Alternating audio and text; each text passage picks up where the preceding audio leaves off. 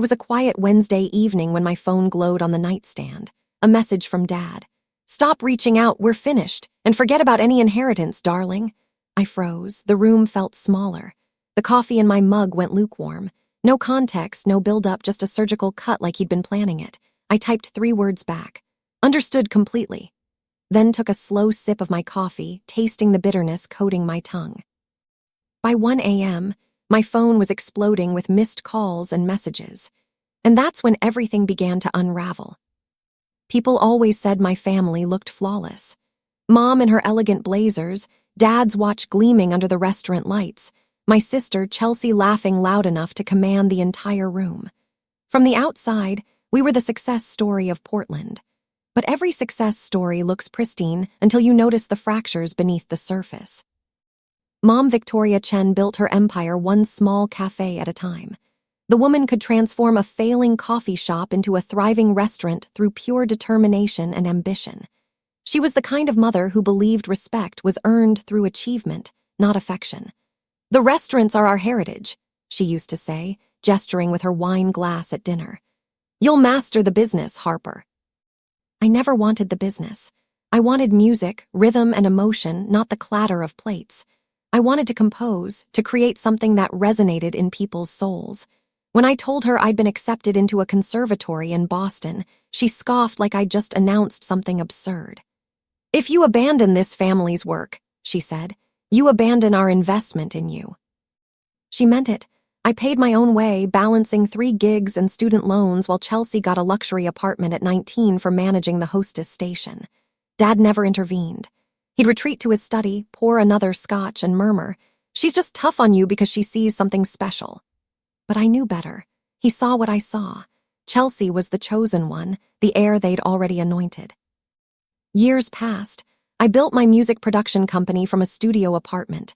Recognition came quickly. By 28, I was producing albums for indie artists and scoring films across Oregon. But at every family gathering, it was still about Chelsea, her expansion plans, her networking events. My work. "Interesting," Mom would say, barely glancing up. When Dad got sick 4 years ago, I didn't hesitate. I paid for his treatments, his specialists, every invoice. When Chelsea's new restaurant venture collapsed, I transferred $45,000 to settle her creditors. When Mom's flagship location needed renovations, I covered it. They always said thank you, the mechanical, hollow kind. Then came the next request.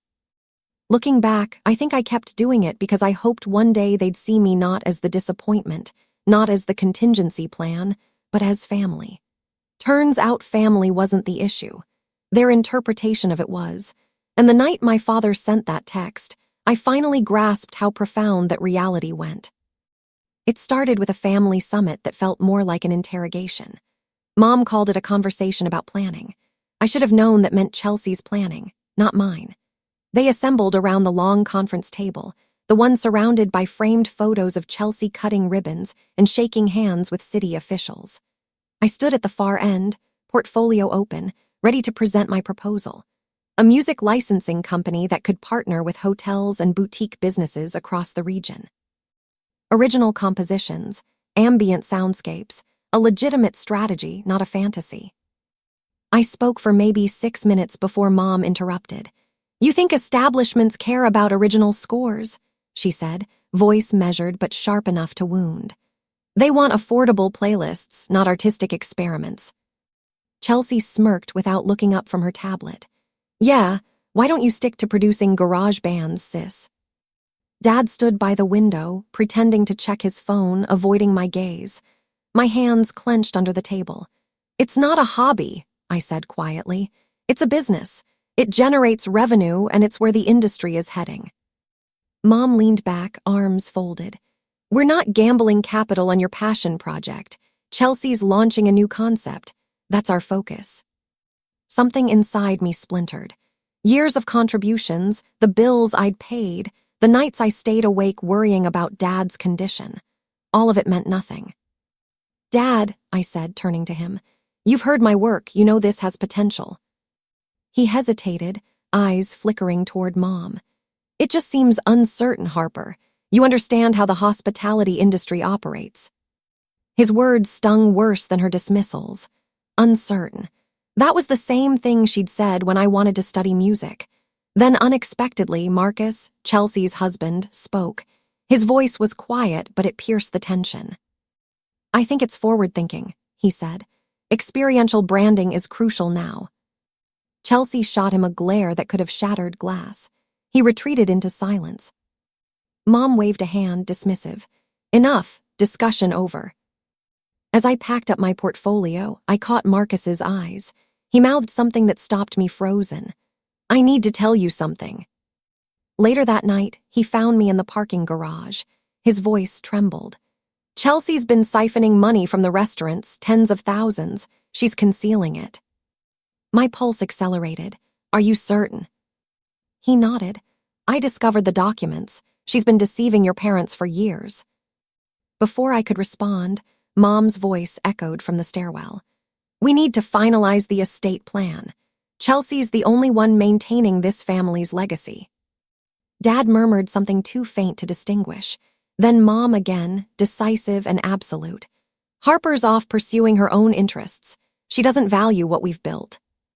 And right there, in the shadows of my parents' parking garage, I realized how mistaken I'd been. The betrayal wasn't approaching. It had already occurred. The next morning, my phone vibrated before dawn. A new message from Dad. "Stop reaching out. We're finished. And forget about any inheritance, darling." I read it twice, then 3 times. The words distorted like they were submerged. For years, I'd been the one transferring money for medical expenses, Chelsea's debts, and restaurant upgrades. And now, with one message, I'd been eliminated.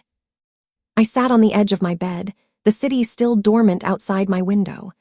My chest felt vacant, not shattered, just drained. The kind of stillness that arrives after you've already exhausted all emotion. I typed back 3 words, understood completely. No punctuation, no explanation, just 3 words. Then I set the phone aside and walked to the kitchen. The coffee maker gurgled softly. I poured the coffee. The steam rising against the pale morning light. I lifted the mug, took a slow sip, and for the first time in years, the quiet didn't terrify me. It felt like authority. I opened my laptop. My banking dashboard flickered awake. One by one, I terminated everything. Dad's medical payments canceled. Restaurant vendor bills stopped. Chelsea's loan assistance ended cold.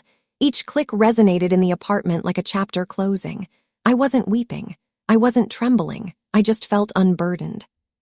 For the first time, my money wasn't sustaining their dysfunction. It was purchasing my liberation. By midday, my phone started ringing. Dad first, then Mom, then Chelsea. I didn't answer. I couldn't. Not because I was furious, because I finally comprehended how much control I'd surrendered to them. The screen illuminated again. Another call, then another. By dusk, there were 23 missed calls, 7 voicemails, and a cascade of texts. "You're destroying the family. How could you abandon your father? You'll regret this, Harper." I didn't respond. I just flipped the phone face down. When the clock struck 1 a.m., it resumed, a deluge of notifications buzzing and flashing like warnings. And as I sat there, coffee cooling beside me, I realized something simple and devastating. They didn't want me. They wanted the resource. The version of me that never refused, that paid the expenses and kept everything functioning. That version of me was extinct. I gazed out the window, the city glowing amber in the distance. Somewhere a siren wailed, then fell silent. "I'm done," I whispered, not to them, but to myself. And for the first time, I actually meant it. By morning, the storm hadn't subsided. It had only transformed. 42 missed calls, 14 voicemails, countless texts accumulated like accusations waiting to be opened. I made breakfast like nothing occurred. The aroma of eggs filled my apartment while the phone kept illuminating beside the counter. I didn't check it until one voicemail from Mom appeared marked urgent. I hit play. Her voice came through crisp, commanding. "You need to rectify this, Harper. The restaurants can't function without your support. You owe us that much." Oh, the word struck me like mockery. I'd covered hundreds of thousands over the years. My earnings, my labor, my time, and now it was an obligation. Another voicemail. Chelsea this time. You think you can just disappear, you're self-centered, you're leaving Dad devastated. Then Dad's voice, soft, trembling. Please, Harper, don't do this to me after everything we've endured. I pressed my palms against the counter, the cool surface anchoring me. They weren't reaching out for reconciliation. They were reaching out for leverage. By noon, Marcus called. His voice was hushed, urgent. They know I informed you about the money, he said. Chelsea's enraged. She's trying to manipulate it like you fabricated it. Don't worry, I told him. I'm done justifying myself. That night, I couldn't sleep. I sat by the window, phone glowing beside me, unread messages accumulating. I should have blocked them. Instead, I watched them arrive, each one a testament to how desperate they were without my support. By the end of the week, I agreed to meet them, not to mend things, just to conclude it properly. The bistro was one of the few places in Portland where no one recognized our family. The air smelled like espresso and rain. They were already seated when I entered. Mom, arms crossed, Dad pale but composed, Chelsea scrolling through her phone. Marcus wasn't there. Mom didn't waste a moment.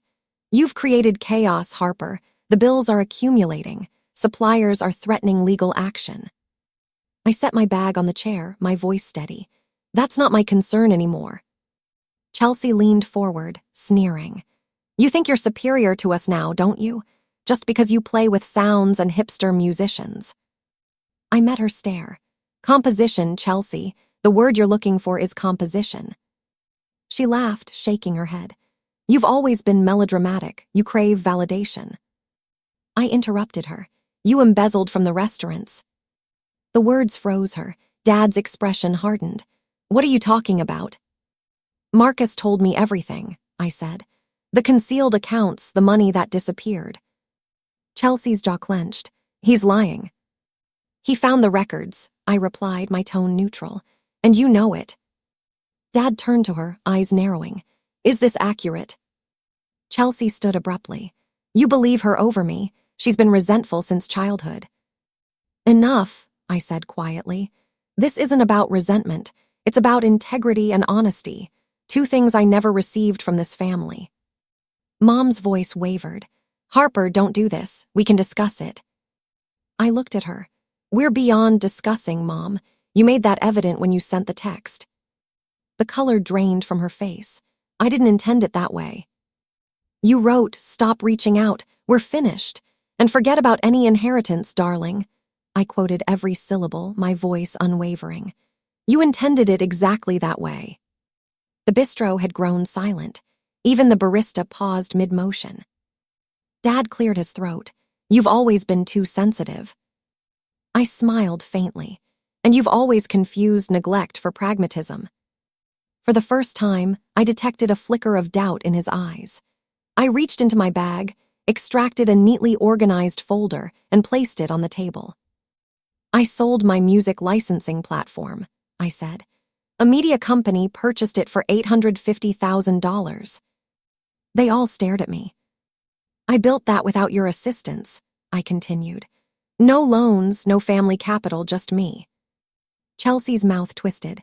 Congratulations, one applause. No, I said. I just want you to understand that I don't need this family anymore, and you don't get to call me when things collapse. Dad's jaw tightened. You think that money makes you invincible. I leaned forward slightly. No, walking away does. The silence that followed was denser than any argument. Mom finally spoke, tears forming in her eyes. We're still your family. Family doesn't exploit you like a bank account, I said softly. Family doesn't discard you when you stop paying. Chelsea slammed her hand on the table. You're pathetic. You think you can just erase us. I met her anger with tranquility.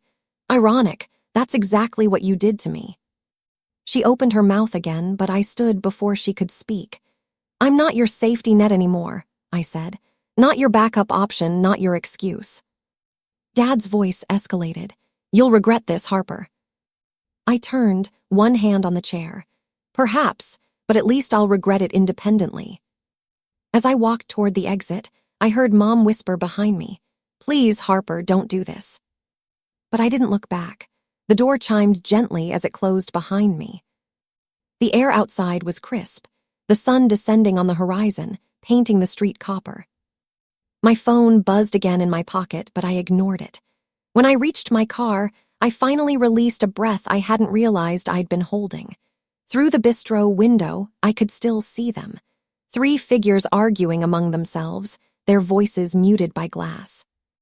I wasn't part of that chaos anymore. I took out my phone, scrolled through the messages, and pressed delete all. The screen went blank, quiet, pristine. I started the engine, the radio humming softly. For the first time, I wasn't driving away from them. I was driving toward myself. A year later, I heard the news through mutual connections, not from them. The Chen restaurants were bankrupt.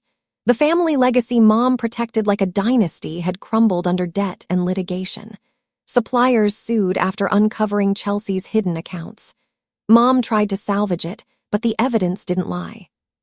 Chelsea's name appeared in the business journal next to words like fraud and misappropriation. Marcus left her quietly, relocating to San Francisco with their son. Mom and Dad sold their estate and moved into a modest condo outside Portland. I didn't feel satisfaction when I heard it. Just a strange, weighted serenity, the kind that arrives after a hurricane has demolished everything and left the atmosphere clear. My company had expanded. I opened a second studio in Los Angeles, traveling between cities, composing scores that carried my name in film credits. Every now and then, I'd find myself in a hotel lobby featuring my ambient compositions. Soft melodies, clean acoustics, gentle atmosphere, and I'd think, this is what belonging feels like when you create it yourself. One afternoon, sitting by the window of a cafe in Santa Monica, I ordered the same kind of coffee I'd had that night. The steam curled into the sunlight just like before. A notification blinked on my phone, an unknown number from Portland. I let it ring out, the sound fading beneath the soft acoustic guitar playing overhead. I smiled, lifted my mug, and took a slow sip.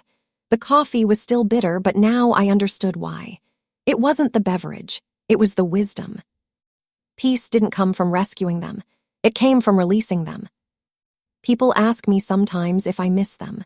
The truth, I miss the version of them I kept hoping existed. The one that might have valued me without stipulations, without a transaction attached. But that version never lived outside my hope. Now when I think of family, I think of peace. The kind that doesn't demand or deplete. I think of mornings where no one calls requesting help. And the quiet means security, not exile. Family isn't genetics, it's respect.